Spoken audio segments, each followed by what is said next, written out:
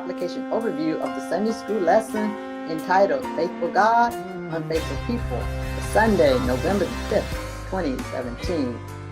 There were two Phoenices. One was a son of LADYZHE and was a religious leader, priest, and faithful man. As I stated in the previous lesson, the priests were the only ones allowed to enter special places. They burned incense and sprinkled sacrificial animal blood to correct or apologize for their sins, as well as for the sins of the people in those special places. They also managed the temple finances, collected taxes, maintained order as a recognized political head of the nation. They could not mourn the dead and could only marry virgins. This may or may not have been the case, since the people were still on their way to Canaan, the promised land, and not settled in a particular place yet in this lesson. When the Lord spoke to Moses, his anger got redirected from the people of Israel, who were outside the tent crying, to the religious leaders and priests who were practicing idolatry. Moses had them executed. Earlier verses in Numbers 10 tells us why God may have been angry at the Israelites. The story goes like this. A man brought a Moabite woman to the meeting tent. The Israelite man's name was Zimri, and the Moabite woman's name was Cosbi. Moses and the people of Israel saw this while they were crying at the meeting tent. The meeting tent was a pitched tent in Old Testament times where people of Israel would meet with God. The tent had to be pitched in different locations because the people were still wandering through the wilderness at this time. Sometimes the tent was also known as the Tabernacle of Moses. Phinehas was angry with Zimri for bringing Cosbi into the meeting tent. He was so angry that he killed both of them with a spear.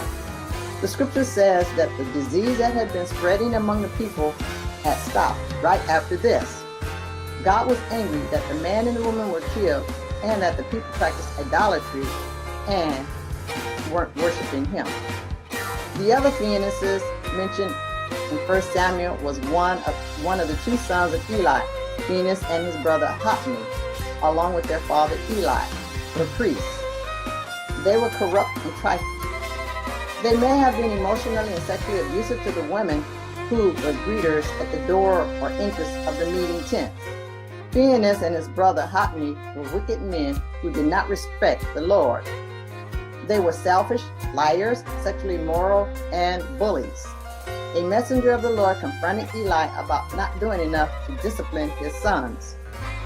As a consequence of their lack of integrity and discipline, they were killed on the same day.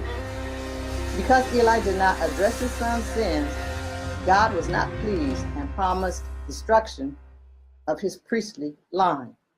Life application overview. God deserves honor, respect, praise, and worship. When bad things happen to us, do you think God is trying to tell us something? There are people in the world that are trying to do right. Put faith into action, because faith without works is dead. It's important for us to set positive examples for family and friends. Revengeful behavior is not acceptable. The way out of sin is through repentance and forgiveness. Don't be an enabler of evil behavior. We should try not to negatively influence others. Someone said, we have the freedom to make choices, but we are not free from the consequences of those choices.